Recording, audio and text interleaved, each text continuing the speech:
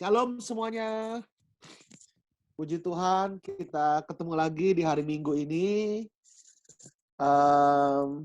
Nanti saya akan bersaksi sedikit tentang apa yang terjadi dalam hidup saya. Ya. Sebelumnya saya mau ajak kita semua untuk membaca Alkitab dari Markus pasal yang kelima. Markus pasal yang kelima, kita mulai ayat 25. Tentang kesembuhan seorang perempuan yang 12 tahun pendarahan. Ya. Markus pasal yang kelima ayat 25. Oke. Demikian firman Tuhan, saya akan baca ya. Markus pasal 5, kita mulai ayat 25 ya. Adalah di situ seorang perempuan yang sudah 12 tahun lamanya menderita pendarahan. Ia telah berulang-ulang diobati oleh berbagai tabib sehingga telah dihabiskannya semua yang ada padanya. Namun sama sekali tidak ada faedahnya. Malah sebaliknya keadaannya makin memburuk.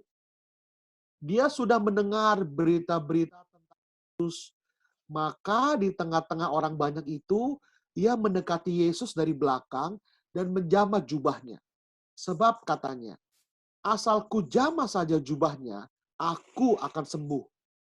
Seketika itu juga berhentilah pendarahannya, dan ia merasa bahwa badannya sudah sembuh dari penyakitnya. Pada ketika itu juga, Yesus mengetahui bahwa ada tenaga yang keluar dari dirinya. Lalu ia berpaling di tengah orang banyak dan bertanya, "Siapa yang menjamah jubahku?" Murid-muridnya menjawab, "Engkau melihat bagaimana orang-orang ini berdesak-desakan dekatmu, dan engkau bertanya, siapa yang menjamah aku?" Lalu ia memandang sekelilingnya untuk melihat siapa yang telah melakukan hal itu. Perempuan itu yang menjadi takut dan gemetar ketika mengetahui apa yang terjadi atas dirinya. Tampil dan tersungkur di depan Yesus dan dengan tulus memberitahukan segala sesuatu kepadanya. Maka katanya kepada perempuan itu, "Hai anakku, imanmu telah menyelamatkan engkau. Pergilah dengan selamat dan sembuhlah dari penyakitmu." Nah, hari ini saya mau share firman Tuhan. Temanya bagaimana kita menyembah Tuhan. Ya, bisa dibayangkan di sini ada seorang perempuan yang pendarahan selama 12 tahun, menstruasi selama 12 tahun. Dia sudah berobat kemana-mana. Malah dikatakan sudah dihabiskan hartanya. Artinya dia sudah pergi ke dokter yang terbaik, mungkin ke rumah sakit yang terbaik, sudah minum obat yang terbaik, tapi nggak ada hasil sama sekali. Secara perempuan, dia tidak lengkap dan tidak normal. Bayangkan 12 tahun pendarahan. Wajah cantiknya mungkin sudah berubah. Karena pucat, karena penyakit pendarahan 12 tahun buat dia pucat, kekurangan darah, dan mungkin juga mentalnya tuh bukan mungkin, pasti mentalnya juga hancur. Secara religius, dia nggak bisa berdoa. Ini hukum Taurat, Imamat 15, ayat 19 kita mulai, saya akan baca. Imamat 15, ayat yang ke-19. Ini hukum Taurat untuk perempuan yang pendarahan. Saya baca ya. Imamat 15, ayat 19. Apabila seorang perempuan mengeluarkan lelehan, dan lelehannya itu adalah darah dari auratnya, ia harus 7 hari lamanya dalam cemar kainnya. Dan setiap orang yang kena kepadanya menjadi najis sampai matanya terbenam. Kalau dia jalan di rumah lalu senggolan, orang itu juga ikut cemar. Ya, seminggu. Segala sesuatu yang ditidurinya selama ia cemar kain menjadi najis. Dan segala sesuatu yang didudukinya menjadi najis. Jadi kalau dia tidur di ranjang, ranjangnya jadi najis. Dia duduk di kursi, kursinya jadi najis. Kalau dia duduk di halaman rumahnya juga najis. Setiap orang yang kena kepada tempat tidur perempuan itu haruslah mencuci pakaiannya, membasuh tubuhnya dengan air, dan ia menjadi najis sampai matanya terbenam. Jadi kalau dia punya pembantu beresin ranjang, dia juga kena najis juga sampai matahari terbenam. Setiap orang yang kena kepada sesuatu barang yang diduduki perempuan itu haruslah mencuci pakaiannya dan membasuh diri dengan air, dan ia menjadi najis sampai matahari terbenam. Juga pada waktu ia kena kepada sesuatu yang ada di tempat tidur atau di atas barang yang diduduki perempuan itu, ia menjadi najis sampai matahari terbenam. Jikalau seorang laki-laki tidur dengan perempuan itu, dan ia kena cemar kain perempuan itu, maka ia menjadi najis selama 7 hari. Dan setiap tempat tidur yang ditiduri juga. Jadi kalau dia punya suami, suaminya tidur di sebelah dia, najis juga, saudara-saudara. Ayat 25. Apabila seorang perempuan berhari-hari lamanya mengeluarkan lelehan, yakni lelehan darah yang bukan pada waktu cemar kainnya. Jadi bukan pada masa menstruasi. Atau apabila ia mengeluarkan lelehan lebih lama dari waktu cemar kainnya, maka selama lelehan yang najis itu, perempuan itu adalah seperti pada hari-hari cemar kainnya, yakni ia najis. Setiap tempat tidur yang ditidurinya selama ia mengeluarkan lelehan haruslah baginya seperti tempat tidur pada waktu cemar kainnya. Dan setiap barang yang didudukinya menjadi najis sama seperti kenajisan cemar kainnya. Setiap orang yang kena kepada barang-barang itu menjadi najis. Dan dia harus mencuci pakaiannya, membasuh tubuhnya dengan air, dan dia menjadi najis sampai matahari terbenam. Tetapi jikalau perempuan itu sudah tahir dari lelehannya, ia harus menghitung 7 hari lagi sesudah itu baru menjadi tahir. Pada hari yang ke-8, ia harus mengambil 2 ekor burung tekukur atau 2 ekor anak burung merpati dan membawanya kepada imam ke pintu kemah pertemuan. Imam harus mempersembahkan yang seekor sebagai korban penghapus dosa dan yang seekor lain sebagai korban bakaran. Dengan demikian imam mengadakan pendamaian bagi orang itu di hadapan Tuhan karena lelehannya yang najis itu. Jadi Anda bisa bayangkan seorang perempuan yang 12 tahun dia najis. Bisa bayangkan nggak 12 tahun dia najis. Seluruh tempat yang dia sentuh itu menjadi najis, saudara-saudara. Jadi bisa bayangkan penderitaan perempuan ini. Dia harus isolasi mandiri. Dia harus di lockdown di rumah, saudara-saudara. Ya kan? Itu saya bayangkan bagaimana mental si perempuan ini. Saudara, waktu kami berdua, saya didiagnosa ada COVID, ada virus corona. Meskipun hasil swab tes saya negatif, itu 2 hari kemudian, kami tes hari Sabtu, hasilnya itu hari Selasa baru keluar, saya dinyatakan negatif. Juga tes dari Litbangkes, saya juga dinyatakan negatif. Satu hal yang saya rasakan ketika saya mengalami ada dalam masa itu adalah, saya kehilangan yang namanya sukacita. Saya kehilangan yang namanya gairah. Nggak bisa berdoa. Mau berdoa nggak bisa. Ada sedikit perasaan di hati, Tuhan kok saya harus ngalamin ini gitu. Kenapa saya harus ngalamin ini gitu. Malas doa. Nggak bisa, bukan malas, nggak bisa. Nggak bisa baca Alkitab. Nggak mau ketemu orang, saudara-saudara. Nggak mau pegang HP, telepon nggak mau. Karena nanti orang tanya, saya harus menjelaskan panjang lebar. Saya udah nggak nafsu dengan itu semua. Jadi, saya rasakan bagaimana mengobati corona ini. Bukan cuma tubuhnya yang diobati, terutama secara psikisnya, secara kejiwaannya juga perlu diobati. Perlu dibangkitkan semangatnya. Terutama kerohaniannya, saudara-saudara. Jadi kita bayangkan perempuan ini, dia pasti depresi selama 12 tahun. Saya nggak tahu kekuatan dari mana untuk dia bisa menanggung kesusahan selama 12 tahun itu. Saya selama berapa hari itu udah bener-bener tuh dalam lembah kekelaman, saudara-saudara. Sampai suatu hari ada satu jemaat, dia berdoa sama suaminya, kemudian dia dapat pesan Tuhan buat saya. Dikatakan, kalian harus berdoa, suami istri. Harus berdoa. Tuhan bilang, kalian harus berdoa. Jadi hari itu saya sama istri langsung berdoa, dan tiba-tiba saya bisa nangis, saudara-saudara. Seperti tadi selama puji-pujian, saya tuh nangis di lawat Tuhan. Sampai nangis sesegukan, saudara-saudara. Saya nangis sesegukan. Saya berdoa, doa yang ada 2 ayat di Mazmur 16 yang menjadi doa harian saya dan istri dan keluarga. Itu saya sebenarnya doa rutin seperti kita doa Bapa kami.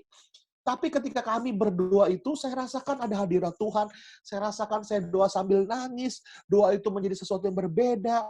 Lalu kami doa Bapa kami juga menjadi sesuatu yang berbeda. Dan kemudian saya cuma bisa nangis. Nggak bisa ngomong apa-apa. Saya cuma bisa nangis, cuma bilang Tuhan Yesus, Tuhan Yesus, Tuhan Yesus. Nggak bisa apa-apa, saudara-saudara. Nggak ada, saya nggak terima nubuatan, saya nggak terima penglihatan, saya nggak terima rema sama sekali. Cuman itu aja. Cuman itu bahasa kalbu, bahasa batin itu seperti nyambung sama Tuhan.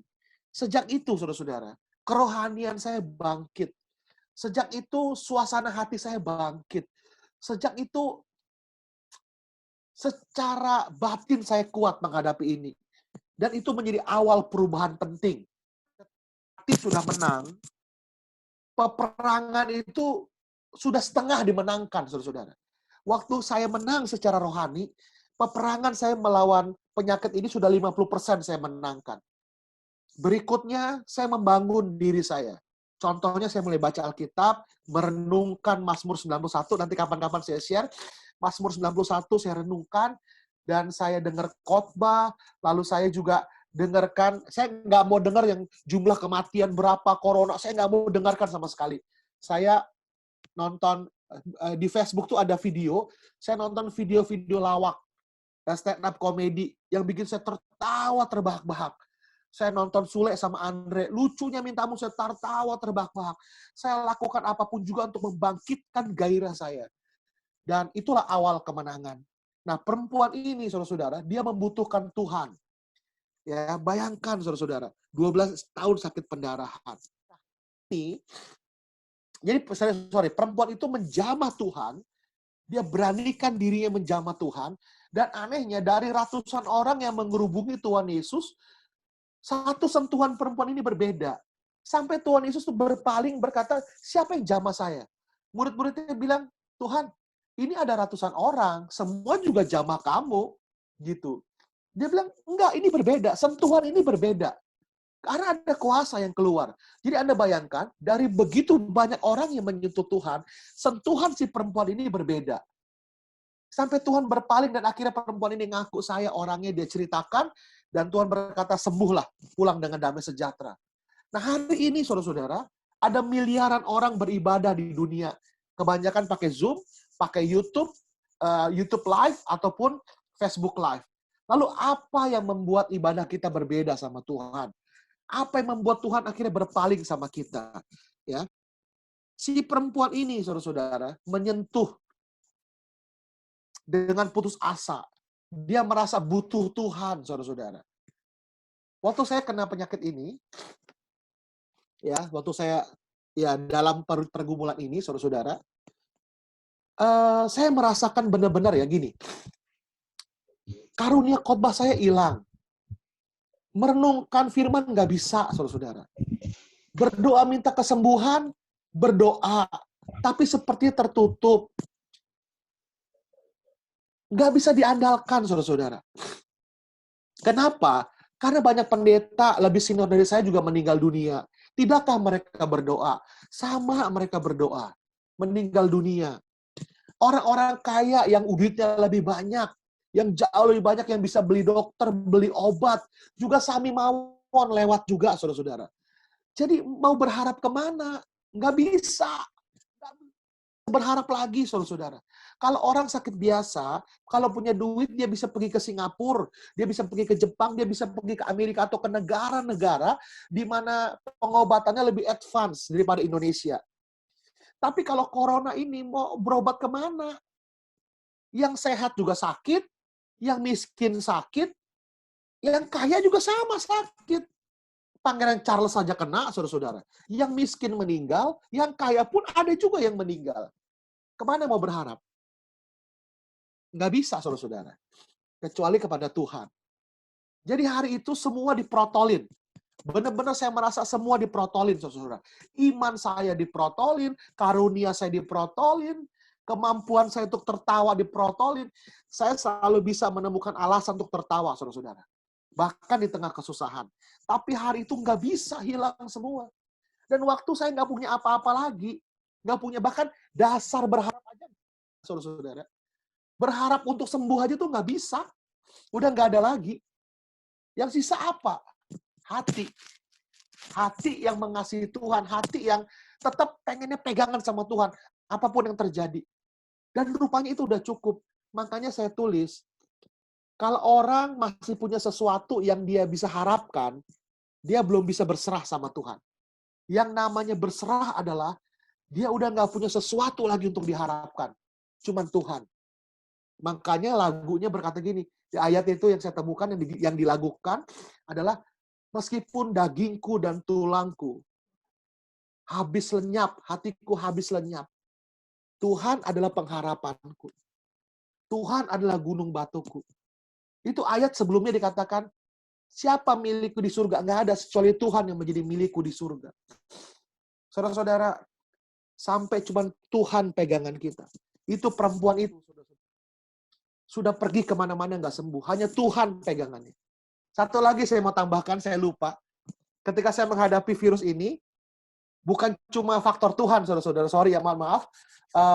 Tapi ada faktor lain, yaitu apa? Support, saudara-saudara. Support dari saudara-saudara seiman. Doa dari jemaat. Yang kirim uang, kirim makanan, kirim vitamin. Itu begitu banyak orang, saudara-saudara. Yang setiap pagi telepon. Vitamin jangan lupa dimakan. Sore, vitamin jangan lupa dimakan. Itu menjadi seperti booster untuk iman kami berdua. Jemaat berdoa, pastor sembuh ya, pastor sehat ya. Itu memberikan kekuatan, saudara-saudara. Jadi memang dibutuhkan juga orang-orang baik. Pak Peter, memimpin ibadah selama berapa kali, saudara-saudara. Saya bilang, sorry, bro, tolong ya pimpinnya. Saya udah nggak bisa ngapa-ngapain. Bener-bener ngomong, bisa batuk, saudara-saudara. Ngomong 2 patah kata, batuknya bisa 10 patah kata, saudara-saudara. Jadi memang dibutuhkan orang-orang itu. Nah, kemudian dia menyentuh dengan putus asa. Nah, sampai akhirnya Tuhan menjadi pengharapan dia. Satu-satunya di mana dia berharap. Bapak, Ibu, saudara-saudara sekalian, Tuhanlah tempat satu-satunya berharap. Kalau gini ya, saya berharap sama Tuhan. Tapi masih ada tabungan 2 miliar. Itu belum berharap namanya. Karena masih ada tabungan. Sampai duit udah nggak bisa nolong kita lagi. Cuman Tuhan kita pegangan di kaki Tuhan. Tuhan tolong, Tuhan tolong. Perempuan ini begini. Seperti itu perempuan itu. Makanya dia waktu dia disentuh dengan penuh pengharapan. Dan mujizat terjadi. Itulah yang menggerakkan hati Tuhan, saudara-saudara. Kemurnian hati kita. Kesungguhan kita. Kita datang dengan secara gembel. Orang berdosa apa-apa. Perempuan ini najis, saudara-saudara. Kalau dia sentuh Tuhan Yesus juga jadi najis, bayangin nggak?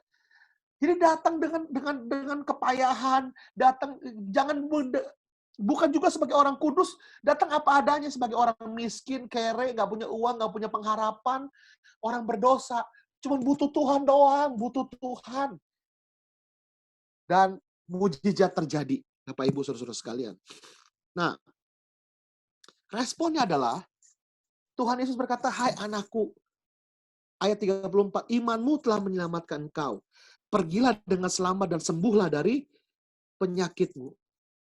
Tidak ada orang yang lebih menggerakkan Tuhan daripada, saudara-saudara, daripada orang yang lapar dan haus akan Tuhan.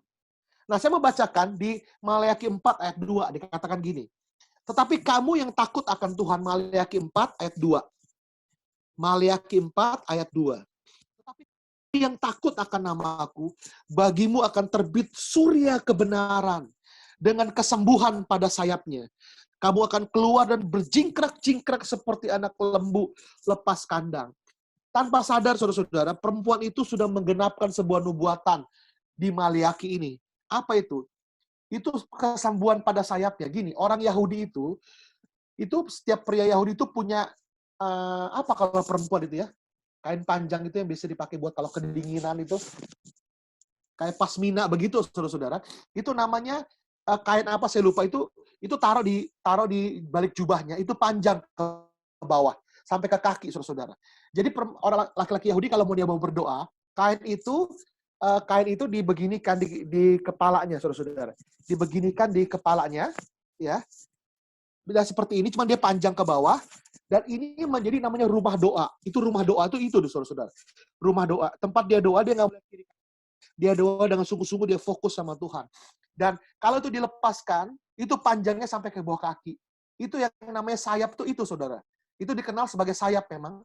Dan dia sentuh jubah itu. Itu yang dia sentuh. Dan terjadi kesembuhan. Tanpa sadar dia sudah menggenapkan firman Tuhan. Bayangkan, Bapak Ibu, kita ibadah sama Tuhan. Ibadah sama Tuhan. Gedungnya bagus. Sound systemnya kerennya minta ampun. Tata cahayanya keren. Gereja kita nggak kalah lah, ya. Worship leader-nya bagus, saudara. Tata suhunya, AC-nya dingin. Tempat duduknya nyaman. Kita ibadah. Kita merasa nyaman di situ. Teman saya seorang sound engineering profesional, dia beneran profesional, saudara-saudara.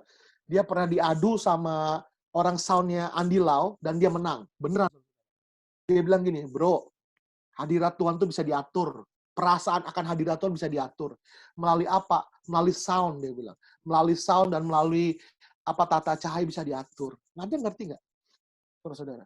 Nah, sekarang karena COVID ini, semua diprotolin. Gedungnya nggak ada lagi, nggak bisa dipakai. Sound systemnya jadi percuma, nggak bisa dipakai. Kita ibadah pakai Zoom. Tadi Elsa pakai keyboard, ya, Bung Alek yang main. Sama Elsa doang, saudara-saudara. Gedung nggak ada. Tata cahaya nggak ada. Sound system, multimedia nggak ada. Bagaimana kita menyembah kalau seperti itu? Tuhan protolin aksesoris. Jangan-jangan kita menyembah aksesoris bukan menyembah Tuhan. Tuhan protolin, saudara-saudara. Nggak ada lagi. Yang ada apa? Hati. Hati yang buat Tuhan doang. Itulah inti ibadah. Hati kita persembahkan kepada Tuhan. Tadi waktu menyembah, saudara-saudara, saya dilawat Tuhan, saya nangis sepanjang penyembahan 2 lagu. Tadi saya nangis beneran. Nangis sesegukan. Ternyata saya bisa dilawat tanpa gedung gereja, tanpa sound system, saya bisa dilawat Tuhan.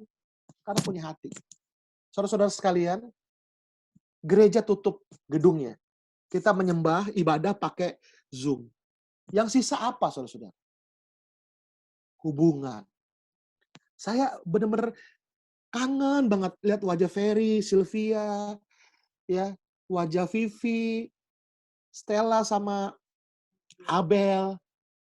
Aduh, guru-guru sekolah minggu. Saya rindu sekali melihat wajah kalian. Pengen banget ibadah sama-sama lagi. Itu bicara apa? Itu bicara hubungan. Ada kerinduan. Gereja itu hubungan intinya. Kita kembali ke rumah-rumah seperti ini. Puji Tuhan sekarang ada teknologi. Saudara-saudara sekalian. Jadi yuk tetap jaga hati kita. Jaga hati dengan segala kewaspadaan. Saya tutup dengan ini, saudara. Bayangkan ini. Rasa cinta, rasa kangen, rasa sayang, kejujuran, ya, kebaikan, semua adanya di mana? Adanya di hati. Kalau kita nggak jaga hati, sayang berubah jadi benci, jujur berubah jadi ketidakjujuran, kebaikan berubah jadi kejahatan. Makanya Tuhan bilang, jaga hati dengan segala kewaspadaan, supaya hal-hal baik tetap ada di hati. Tuhan melihat hati, bukan melihat rupa, Bapak Ibu. Amin. Tuhan Yesus memberkati kita sekalian. Yuk, kita berdoa. Saya sekalian doa tutup dan doa berkat, setelah itu kita ngobrol sebentar. Amin. Bapa di surga, hamba-Mu berdoa, jamah anak-anak-Mu, pelihara umat-Mu, pelihara Tuhan jemaat Gereja Oikos Jakarta. Jaga kami sekalian, jaga diri kami sekalian Tuhan, pelihara, lindungi dari berbagai macam virus, penyakit, apapun bentuknya. Dari kejahatan, dari malapetaka, Tuhan jaga kami. Jaga iman kami, hati kami, Roh Kudus buka semua pintu untuk memberkati kami. Memberkati usaha mereka, memberkati pekerjaan mereka. 1000 pintu boleh tertutup, tapi Engkau berkata, palang-palang besi akan Kau patahkan. Gunung-gunung akan Kau ratakan bagi kami. Tuhan, kirim mujizat. Kirim burung gagak. Kirim segala sesuatu. Timur, barat, utara, selatan, langit, dan bumi aku perintahkan di dalam nama Tuhan Yesus Kristus untuk melimpahkan berkat bagi umat-Mu. Teristimewa kami berdoa untuk Dr. Leo, Dr. Win, Stella, orang-orang yang ada di garis depan dalam peperangan melawan virus ini. Tuhan lindungi mereka spesial. Jaga itu, bungkus dengan darah-Mu. Bentengi tembok berapi, pagari dengan para malaikat-Mu. Sehingga mereka tetap sehat, mereka tetap terjaga, bahkan pilek pun enggak, bahkan sakit kepala pun enggak. Tuhan jagai mereka, jagai keluarga mereka. Hamba-Mu juga berdoa bagi yang berulang tahun, bagi Ade, bagi Dela, bagi Rita yang berulang tahun. Tuhan limpahkan berkat-berkat-Mu, umur panjang, kesehatan, kekuatan. Biarlah mereka bersinar semakin terang di dalam Engkau bagi sesama. Terima kasih Roh Kudus, terima kasih. Segala puja-puji, syukur, hormat kami kembalikan kepadamu. Berkati bangsa kami Indonesia. Biarlah para pemimpin yang bekerja keras mampu membawa kami keluar melewati krisis pandemi corona ini. Juga buat bangsa-bangsa di dunia. Terima kasih Tuhan. Terima kasih Tuhan Yesus, terima kasih. Mari angkat tangan kita sekalian. Hari ini Bapak Ibu Saudara terkasih, turunlah ke dalam hidupmu berkat, cinta kasih, rahmat daripada Allah Bapa di surga. Kasih sayang daripada Juru Selamat kita Yesus Kristus yang rela pasang badannya mati di kayu salib. Dan juga bersama persekutuan bersama dengan Roh Kudus, kuat kuasa, hikmat, dan pengurapannya menyertai kita sekalian mulai hari ini sampai Maranatha. Tuhan Yesus datang untuk menjemput kita. Semua yang percaya, sama-sama katakan, amin. Selamat siang.